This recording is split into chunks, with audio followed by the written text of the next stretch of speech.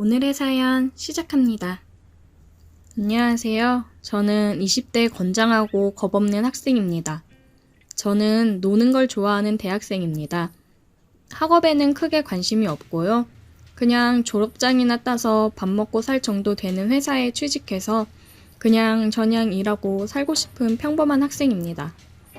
저는 가끔 강의도 빼먹고 술 먹고 늦잠 자서 그냥 하루 제끼는 경우도 많습니다.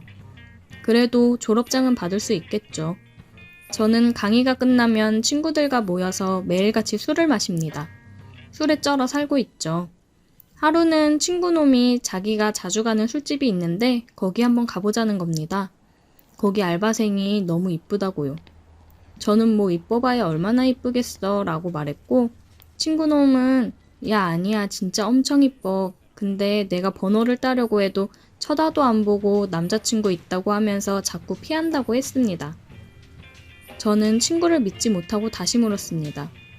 어느 정도길래 그러냐고 그랬더니 친구가 하는 말이 거기 진짜 술집 별로인데 안주도 별로고 분위기도 별로인데 사람들이 알바 보러 간다 진짜 그 정도다 말하는 겁니다. 저는 친구 말은 믿지 않았지만 그래 한번 가보자 그랬고 그날 저녁 그 알바녀가 있는 술집에서 만나기로 했습니다. 친구놈은 먼저 와 있었고 저는 언제 왔냐 물었더니 30분 전에 왔다고 합니다. 그래서 아이고 미친놈아 알바가 얼마나 이쁘다고 그래 빨리 와서 기다리냐 그랬고 저는 술집 여기저기를 둘러봤습니다. 그런데 시커먼 사장 1명과 남자 알바생 1명 그렇게 2명밖에 안 보였습니다.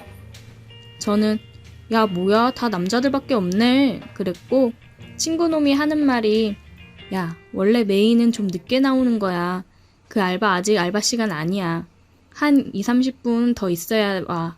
그랬고 기다리는 동안 우리는 안주를 안 시키고 입가심으로 생맥 한 잔씩 시켜서 시원하게 마시고 있었습니다. 친구가 출입문 쪽을 바라보는 자리에 앉았고 저는 출입문을 등지고 앉아 있었습니다.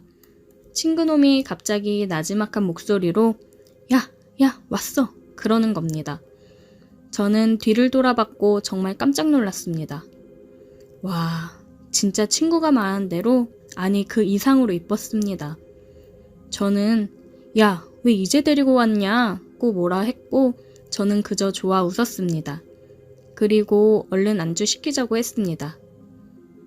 야 너는 얼른 안주 골라. 내가 알바 불러서 주문할 테니까.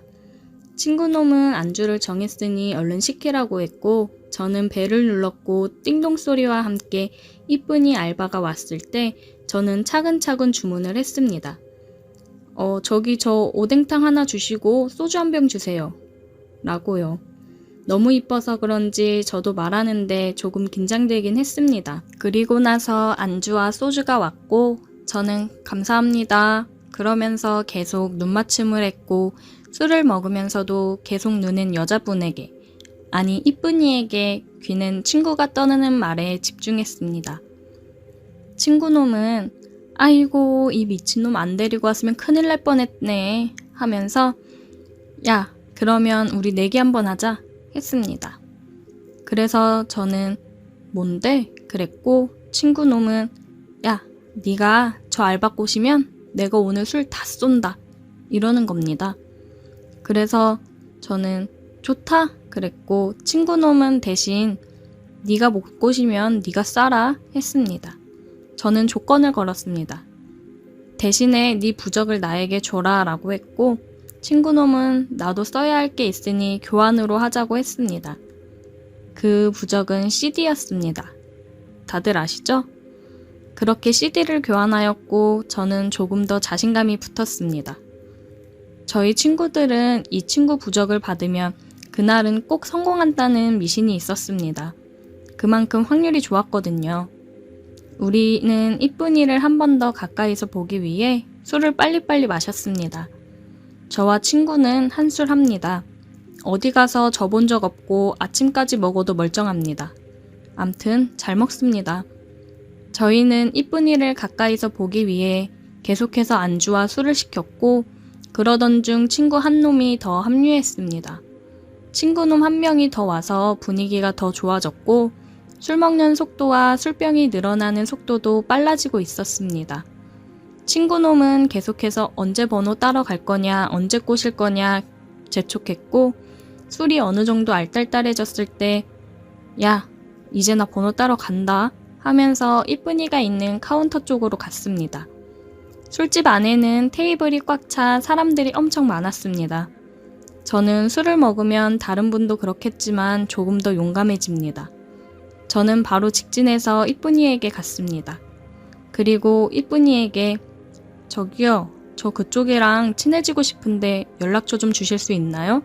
라고 물었고, 그 이쁜 알바생은 귀찮다는 듯이 아니요, 저희는 일하는 중이라 못 드려요. 그래서 저는 일 끝나면 줄 수 있나요? 라고 물었고, 알바생은 안 돼요, 저 남자친구 있어요. 라고 인상을 찌푸리면서 대답했습니다. 저는 괜히 이상한 놈으로 낙인 찍힐까봐 어떤 말을 할까 하다가 갑자기 생각난 게 혹시 몇 살이냐고 물었고, 그분은 몇 살이라고 얘기를 해줬습니다. 나이를 들어보니 동갑이어서 우리 동갑이네 그러면서 말을 놔버렸고, 나이도 같은데 친하게 지내자며 밥이나 먹고 친하게 지내자고 하면서 연락처 좀 달라고 했습니다. 그랬더니 알바생은 싫은 듯 사장을 쳐다봤고, 저 또한 사장을 쳐다봤습니다.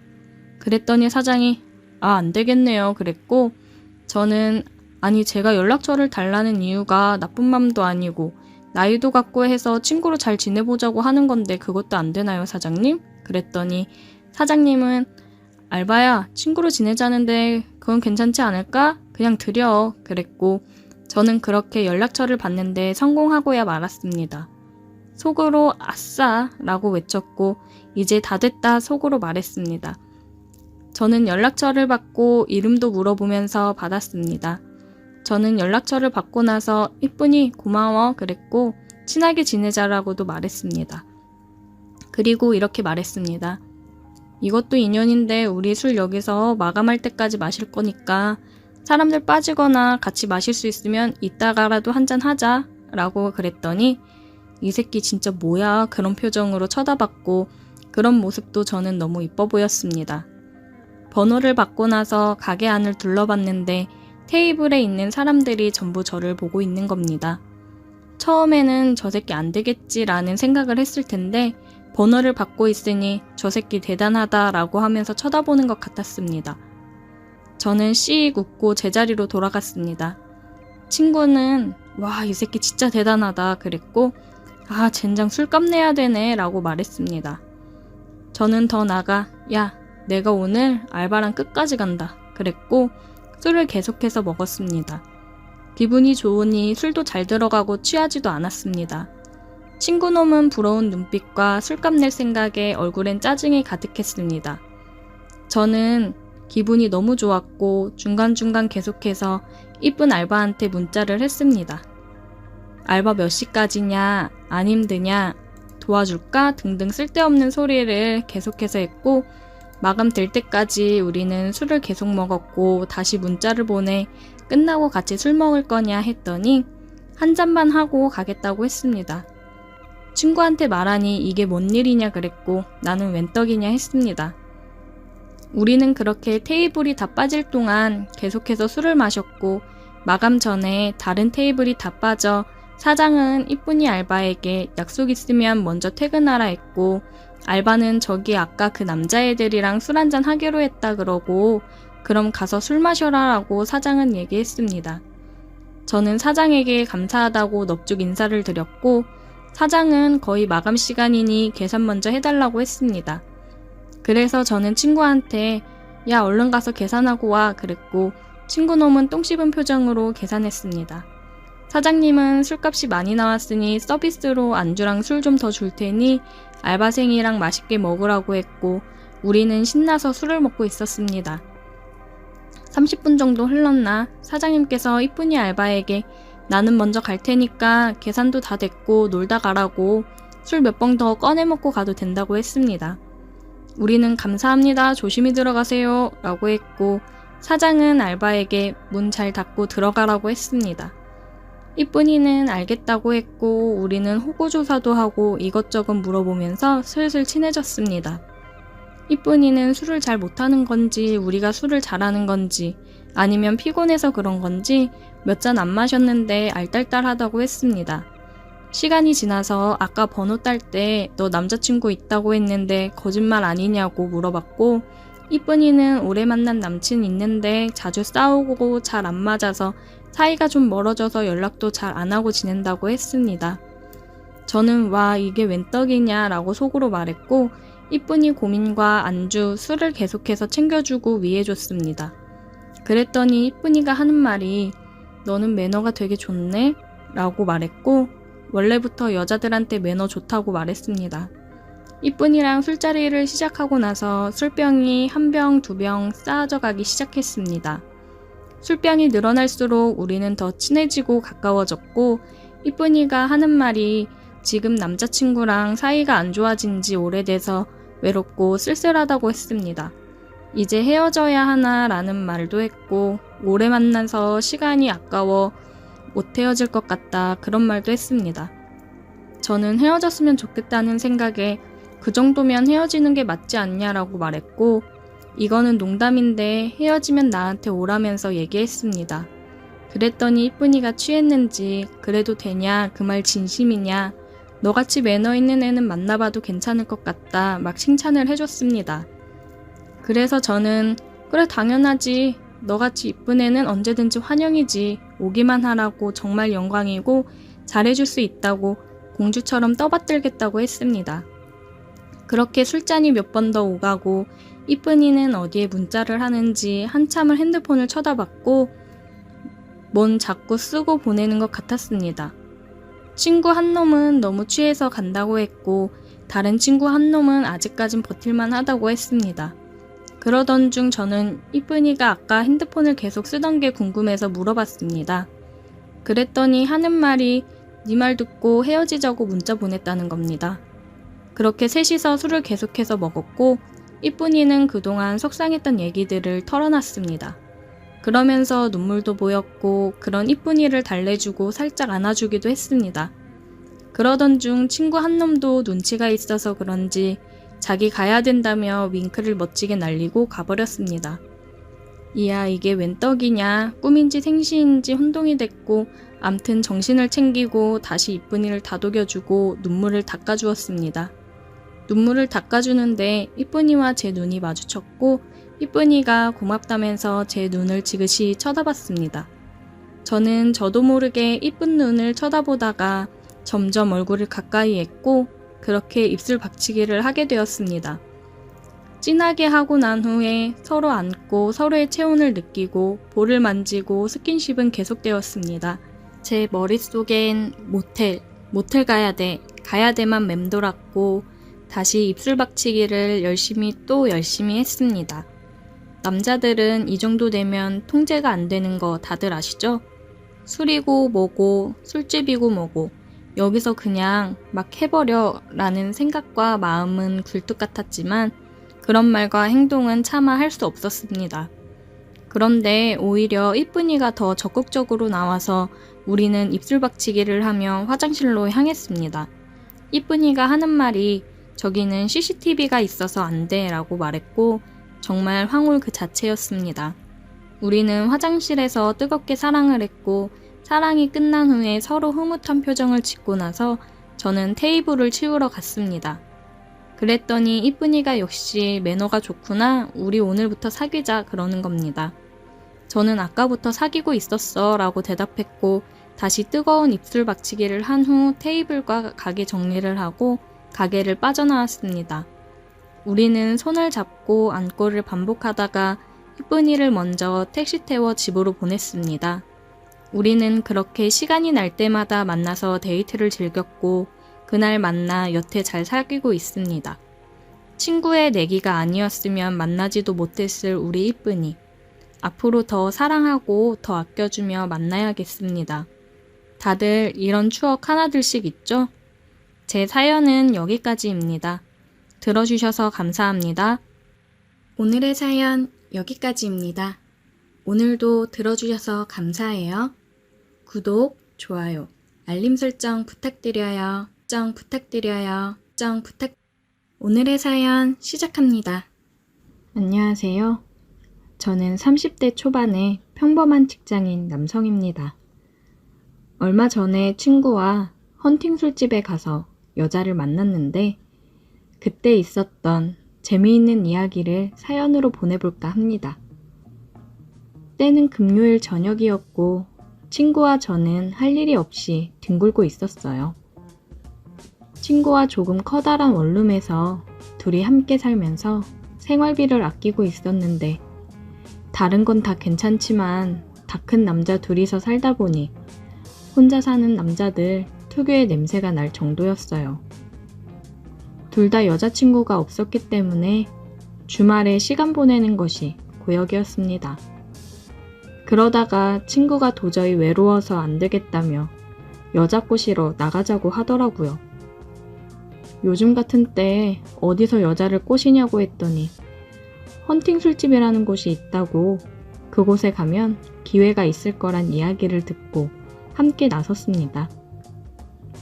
처음 가는 헌팅 술집이었지만 왠지 그날은 느낌이 좋고 무슨 일이 일어날 것만 같았죠. 나름 열심히 꾸미고 갔는데 초저녁이라 그런지 완전 남탕이었습니다. 저희 둘은 생각과 다른 상황에 많이 실망했지만 그래도 포기하지 않고 몇 안 되는 여자 테이블에 열심히 추파를 던지고 다녔어요. 우리 같은 애들한테 누가 넘어오겠나 싶었는데 지성이면 감천이라고 하늘도 감동했는지 2명의 여자가 저희와 합석을 하게 되었습니다. 26살, 27살인 2명의 여자였는데 생긴 것도 괜찮았어요.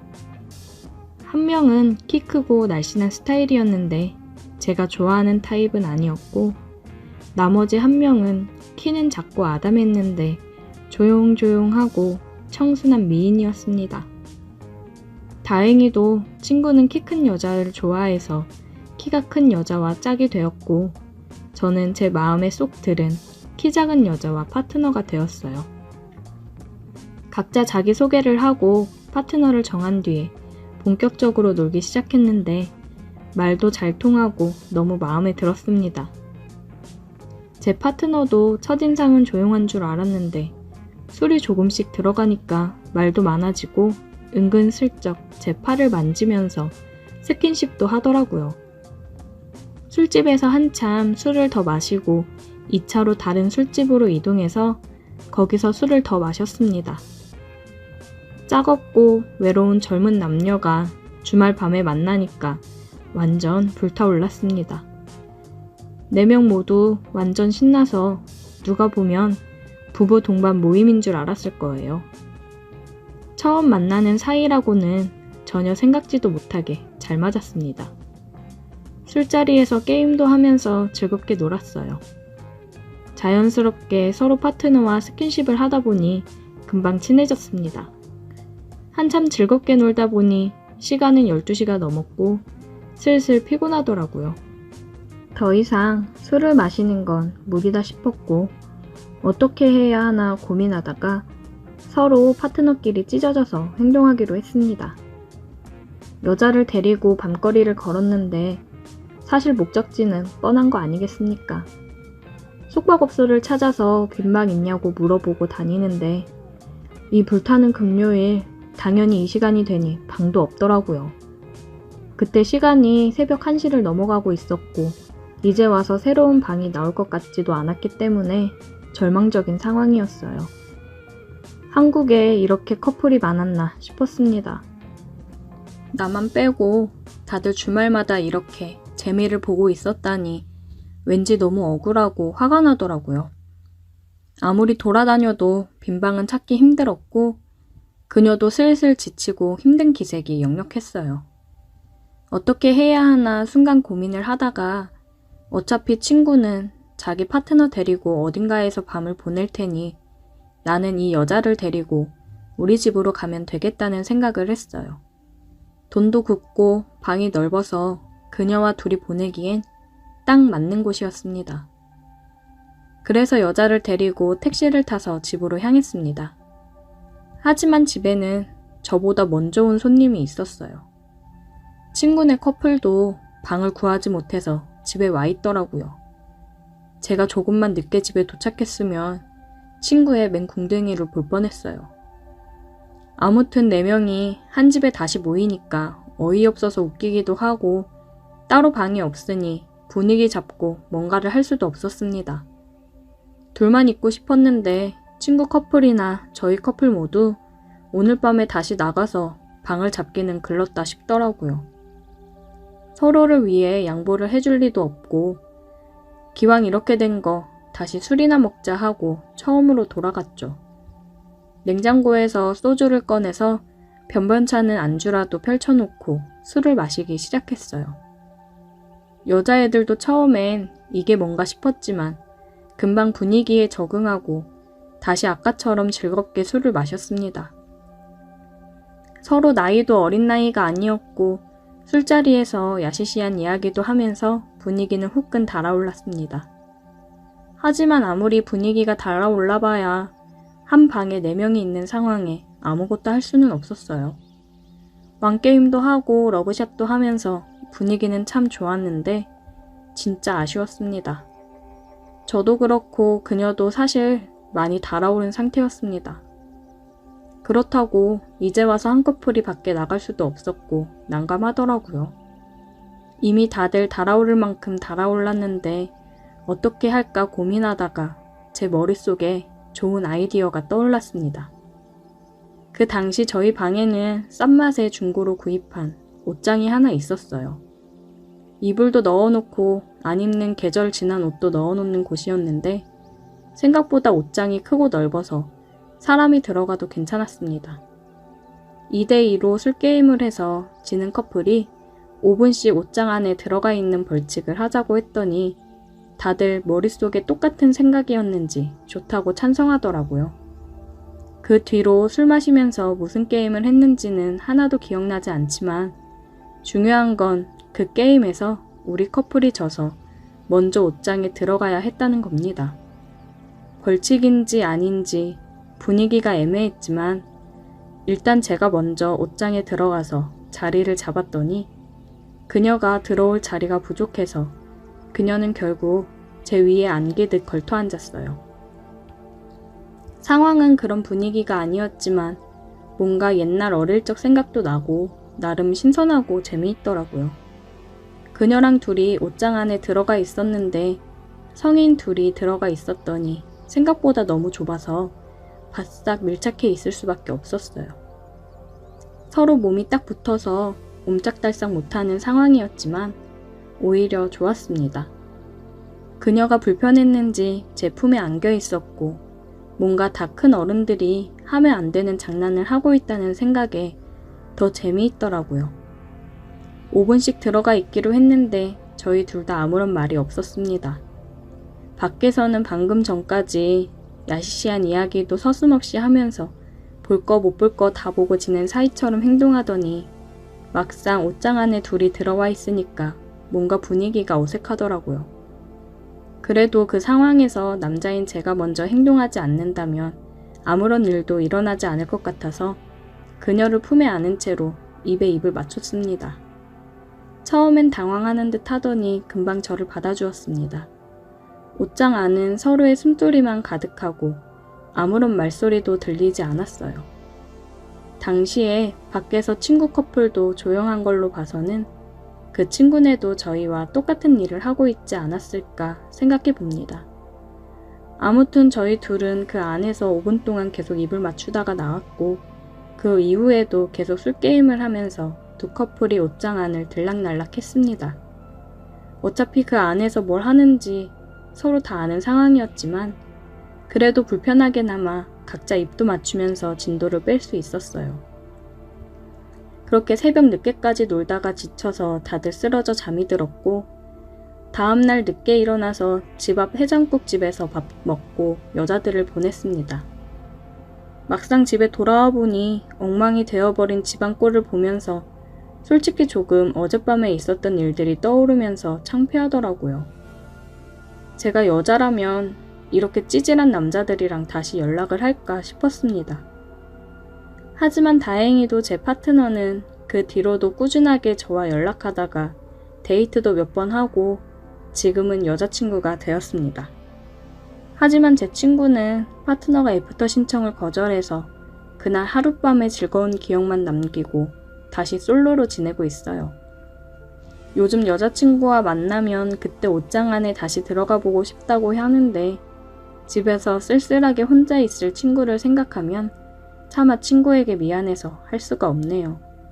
제 방보다 훨씬 좋은 숙박업소를 이용하고 있는데 그래도 그날의 좁았던 옷장 안이 더 재미있었던 것 같아요. 오늘의 사연 여기까지입니다. 오늘도 들어주셔서 감사해요. 구독, 좋아요, 알림 설정 부탁드려요. 오늘의 사연 시작합니다. 안녕하세요. 40대 보험왕으로 불리고 있는 여자입니다. 보험왕이 돼서 자리를 잡기까지 다른 사람들보다 빠르게 올라온 것 같습니다. 결혼하고 아이 키우면서 아이 맡길 곳 없어 육아휴직 후 퇴사를 했어요. 남편도 애나 잘 보라고 하더라고요. 두 돌 때까지는 계속 데리고 있다가 어린이집을 보냈습니다. 어린이집 보내고 나서 간간히 파트타임 알바를 하고는 했어요. 원래 일하던 사람이라 가만히 집에만 있는 게 많이 답답하기도 했고 용돈벌이라도 해야 애한테 조금이나마 더 좋은 것도 해줄 수도 있고 제 용돈으로 사용할 수도 있으니까요. 그렇게 간간히 알바를 하면서 지냈습니다. 제 딴에서는 집안의 보탬이 되고자 돈을 최대한 아꼈고 옷이며 화장품도 산 지가 언제인지 가물가물했어요. 제가 제 관리를 너무 안 해서였을까요? 저는 알바하고 아끼고 아껴 한 푼 두 푼 모아 적금이 만기가 되어 남편 선물 하나 살까 하고 백화점에 갔어요. 요즘 들어 관계가 소원해진 것 같기도 하고 선물도 하면서 오랜만에 분위기나 좀 잡아볼까 했습니다. 남편한테 오늘 저녁에 둘이 외식이나 하자고 보내놨고 친정언니가 저희 집 근처로 이사를 와서 언니한테 아이를 부탁하고 저는 백화점으로 선물을 사러 나갔어요. 오랜만에 나오는 백화점 쇼핑에 기분이 좋았습니다. 그런데 제 눈앞에 보여진 모습을 본 순간 그 기분은 처참히 무너져 내렸어요.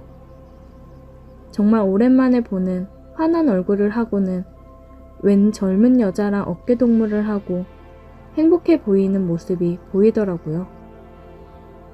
내가 잘못 본 건가 싶어 저는 떨리는 마음을 부여잡고 조용히 뒤를 따라가 봤습니다. 두려운 마음에 멀찍이 떨어져서 따라가 보니 정말 제 남편이 맞더라고요. 옆에 여자는 신이 나서 목걸이를 보고 있었습니다. 남편은 그런 그녀에게 잘 어울린다며 칭찬을 해주고 결제까지 해주더라고요. 참, 요새 그렇게 차가워지고 저만 보면 한숨을 쉬더니 몸매 좋고 예쁜 여자를 만나고 다니니 제가 얼마나 한심해 보였을까요? 저는 뒤돌아 나와 혼자 공원에 가서 한바탕 눈물을 쏟아낸 후 집으로 돌아갔습니다. 뭐야?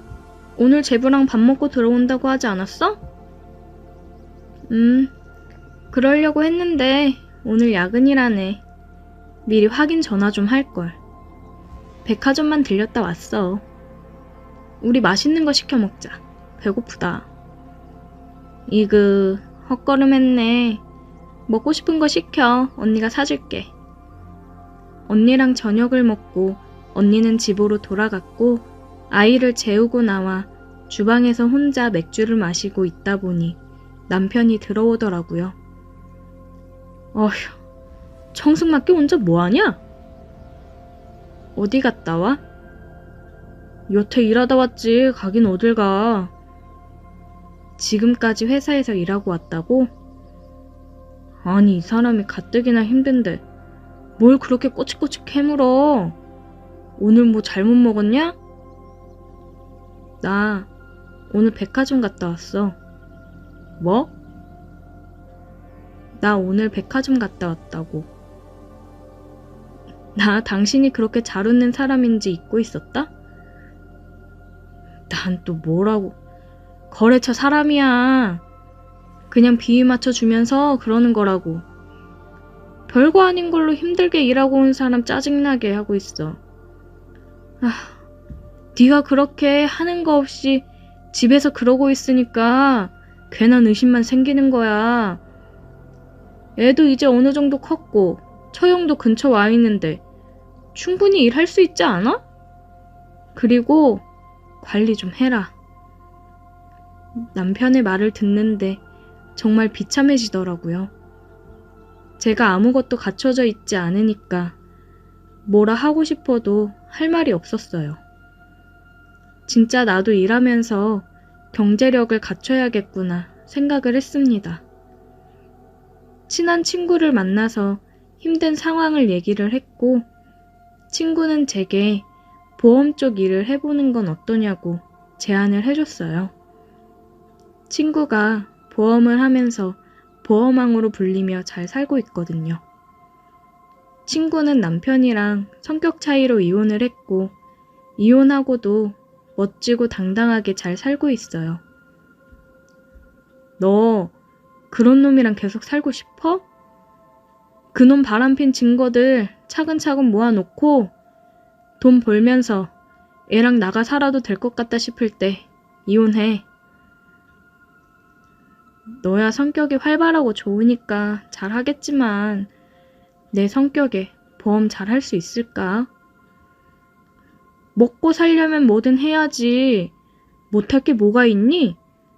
너 그런 생각하면 평생 네 남편 바람피던 말던 쭈구리처럼 살아야 된다고. 그러고 살고 싶어?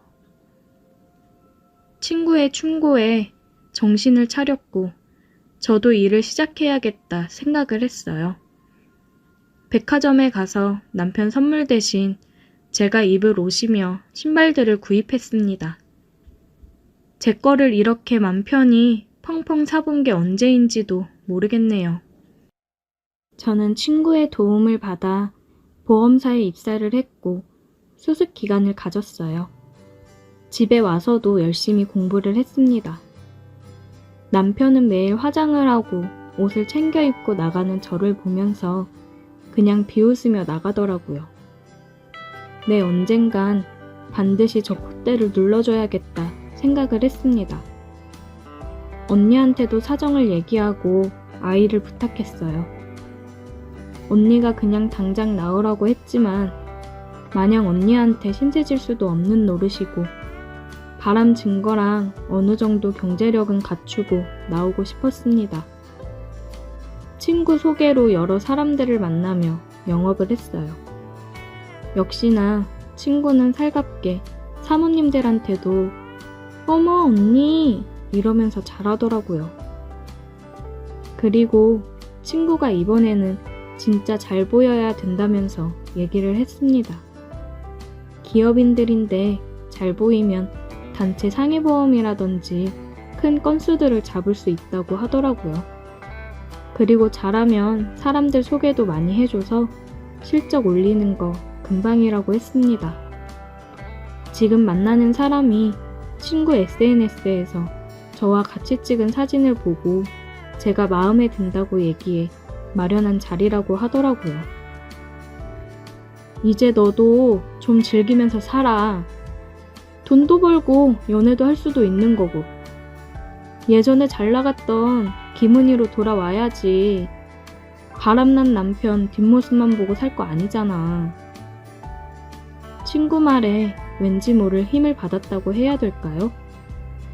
그래, 내가 뭐가 부족해서 바람난 남편한테 무시당하며 살아야 되나 싶었습니다. 나 좋다는 남자들 다 제쳐두고 만나 결혼했더니 이제와 젊은 여자랑 바람이 나서 나를 하찮게 생각하는 남편 생각 안 하고 당당하게 멋진 내 모습으로 돌아와야겠다 생각이 들었어요. 친구가 안내한 룸으로 들어가서 소개해준 이사 옆으로 가서 앉아 술도 따라주고 함께 마셨습니다. 제가 한 잔 드릴게요. 오랜만에 마시는 양주에 술이 금방 취하더라고요. 친구는 같이 온 일행이랑 따로 먼저 나갔고 저희 둘만 남았어요. 우리도 이제 갈까요? 저는 언니한테 오늘 늦을 것 같다고 연락을 남겨놓고 따라 나갔습니다. 예약해둔 룸으로 올라갔습니다. 씻고 올게요. 저는 화장실에 들어갔다가 나왔고 그 사람은 제게 입을 맞춰 왔습니다. 굉장히 부드럽게 안아주더라고요. 나는 은희 씨 좋은 마음으로 만나고 싶어요. 은희 씨 생각은 어때요? 저도 좋아요. 그냥 오랜만에 느껴보는 따뜻한 온도에 몸과 마음이 녹았어요. 저는 그 사람이랑 진지한 마음을 가지고 만남을 가졌고 덕분에 보험 계약을 여러 개 체결하면서 보험왕 자리에 오르기도 했습니다. 남편은 점점 관리해서 예전보다 더 나아진 제 모습에 슬금슬금 들러붙더라고요. 저는 그런 남편한테 이혼 서류를 내밀었습니다. 이혼? 야, 내가 이혼을 해줄 것 같아? 나가서 돈 좀 벌더니 머리가 휙 돌았냐? 당신이 유책 배우자라는 증거는 다 준비해놨고 어쩔 수 없이 그럼 소송으로 가야지. 그렇게 무시하더니 이혼은 하기 싫어? 이혼해 줄 테니까 그 어린 여자랑 어디 잘 살아봐. 그 후로 아이와 함께 언니네서 지내고 있어요. 남편한테 당당히 먼저 이혼 서류를 내밀 수 있어서 너무 통쾌합니다. 앞으로 그 사람이랑은 언제까지 관계가 유지될지는 모르겠지만 정말 좋은 마음으로 오래 만나고 싶어요.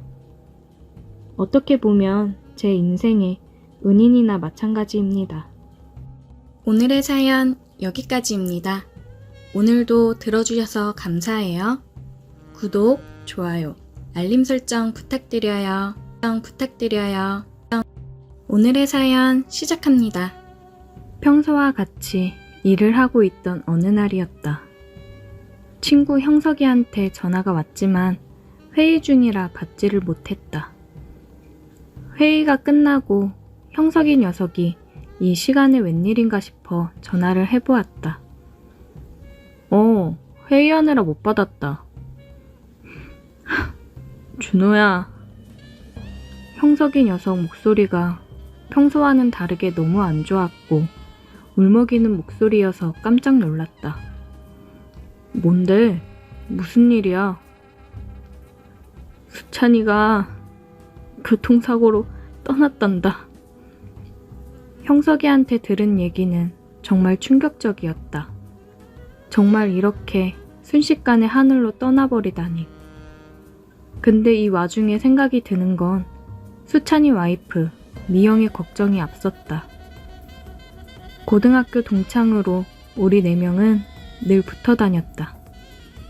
항상 넷이서 있으면 즐겁고 좋았기 때문에 이 관계가 쭉 유지되었으면 하는 마음에 미영이를 짝사랑하는 마음을 고이 접어 가슴 한구석에 놨었는데 졸업 무렵 수찬이랑 미영이가 사귄다고 했을 때 심장이 내려앉는 느낌이 들었다.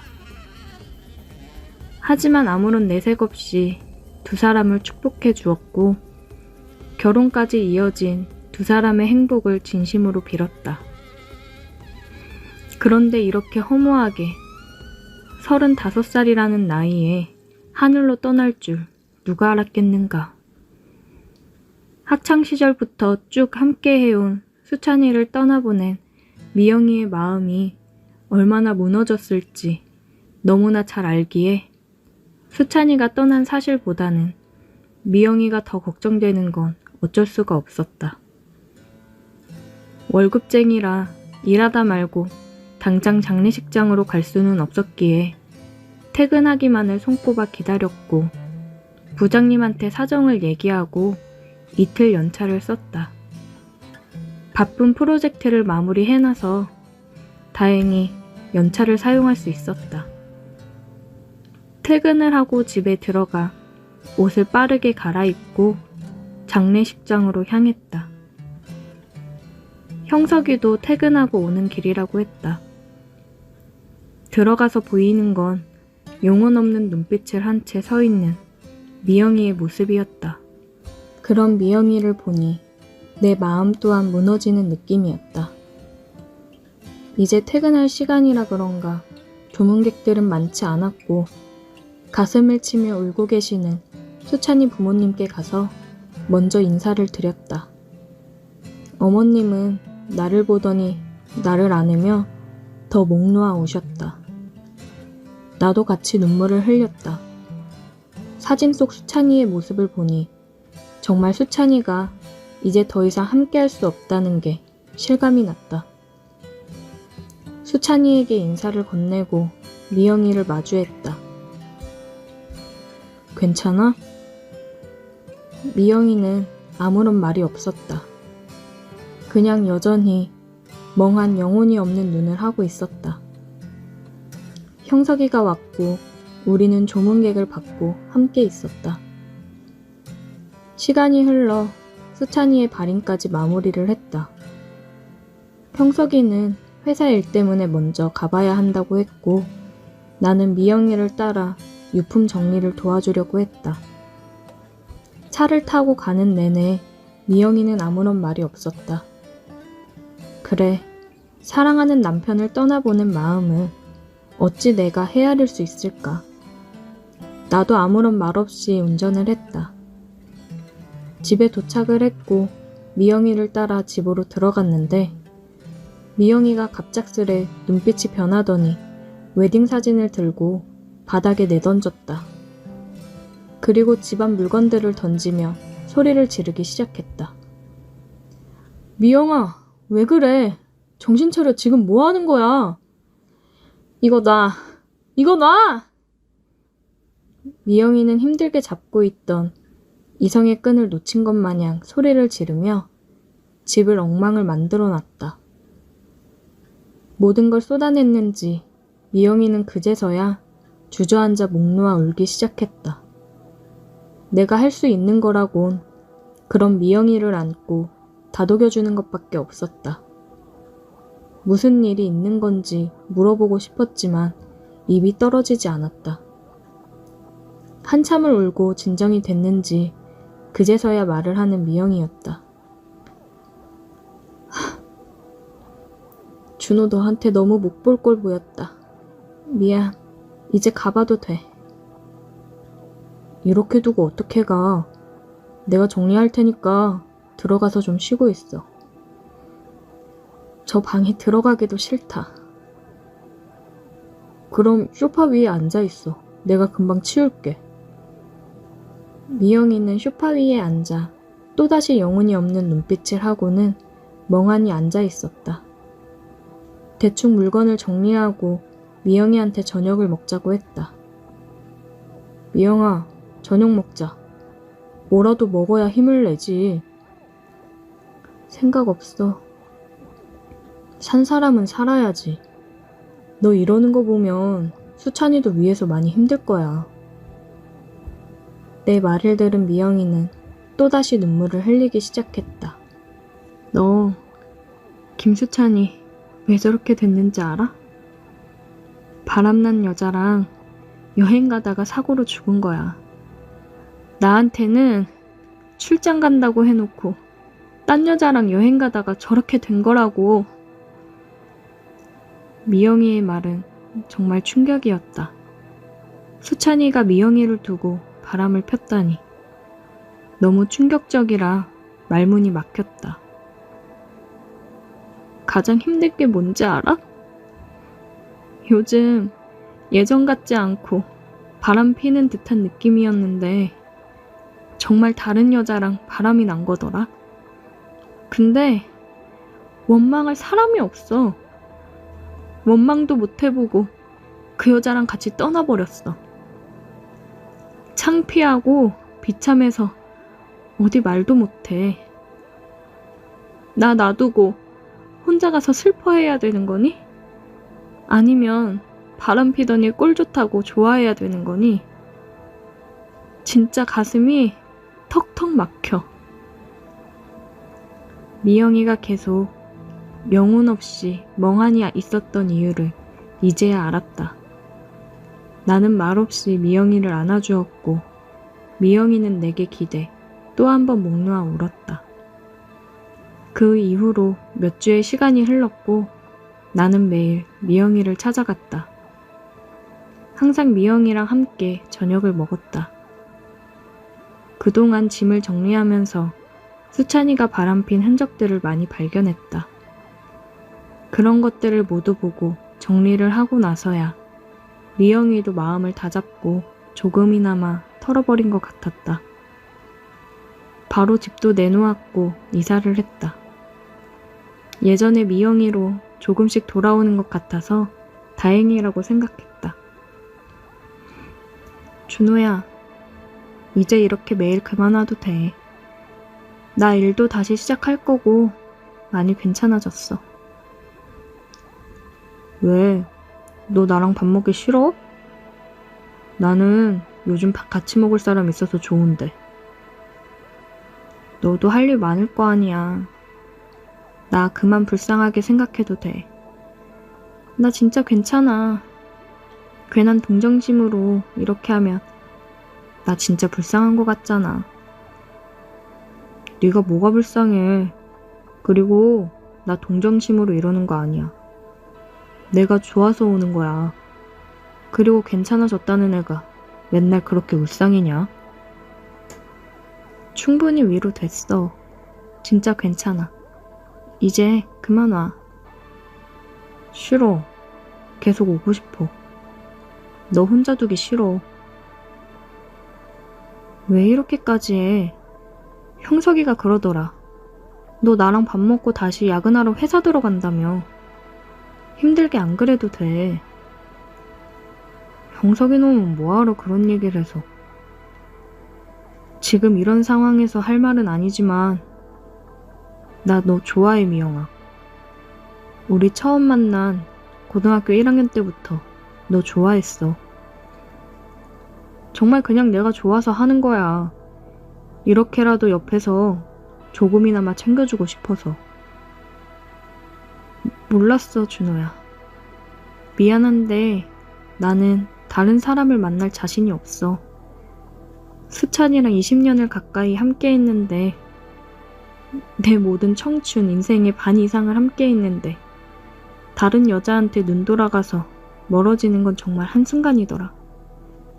그런데 내가 어떻게 남자를 만나 사랑이란 걸 다시 할 수 있겠어. 나 너한테 바라는 거 없어. 그냥 옆에만 있게 해줘. 난 그거면 돼. 그러다 너무 힘들어서 기대고 싶은 순간이 생길 때 그냥 나한테 기대주기만 하면 난 그거로 충분해. 미영이는 말없이 밥을 먹었다. 그 이후로 나는 거의 매일 미영이를 찾아갔고 같이 저녁을 먹었다. 쉬는 날이면 근처로 바람을 쐬러 나가고는 했다. 미영이도 점점 편해지는 것 같았고 조금은 마음을 여는 듯 했다. 몇 달을 그렇게 했을까? 이번에 승진을 했는데 미영이가 축하한다며 맛있는 음식들을 해줬다. 술을 한 잔씩 하며 진솔한 대화를 이어갔다. 준호야, 사람 마음이라는 게 참 간사하더라. 정말 다시는 사랑 같은 거 안 할 줄 알았는데 너 이번에 바빠서 일주일 정도 못 봤었잖아. 그때 진짜 너무 허전하더라. 계속 생각나고 너가 없으니까 심장 한구석에 구멍이 난 느낌이었어. 미영아, 근데 솔직히 아직 너무 무서워. 너도 나를 떠나가지 않을까. 너까지 그러면 나 정말 앞으로 살기가 힘들 것 같거든. 그래서 내 마음을 너한테 얘기하는 게 많이 고민됐는데 너가 나를 좋아했다는 얘기를 듣고 생각해보니까 우리가 함께한 세월 동안 묵묵히 옆에서 나를 참 많이 챙겨줬더라. 그 마음이 너무 고마워서 나도 내 마음에 대해 얘기하고 싶었어. 정말 고마워. 많이 힘들 텐데 솔직하게 얘기해줘서. 그리고 나한테 마음 열어줘서 정말 고마워, 미영아.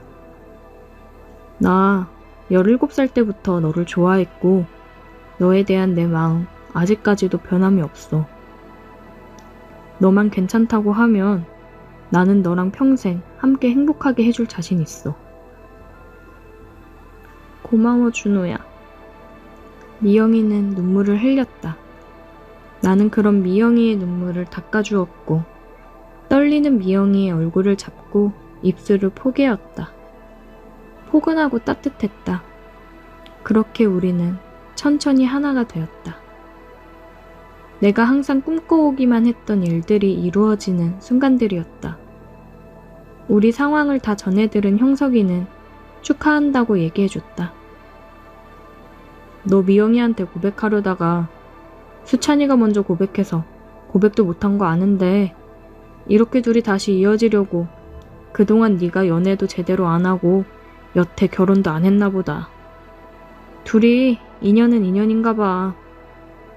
수찬이 하늘에서 미영이한테 덜 미안하게 네가 잘 해줘라. 나와 미영이는 제대로 된 연애를 먼저 시작했고 좋은 마음으로 만남을 이어가고 있다. 많은 아픔을 가진 이 여자를 정말 행복하게 해주고 싶다. 오늘의 사연 여기까지입니다. 오늘도 들어주셔서 감사해요. 구독, 좋아요, 알림 설정 부탁드려요.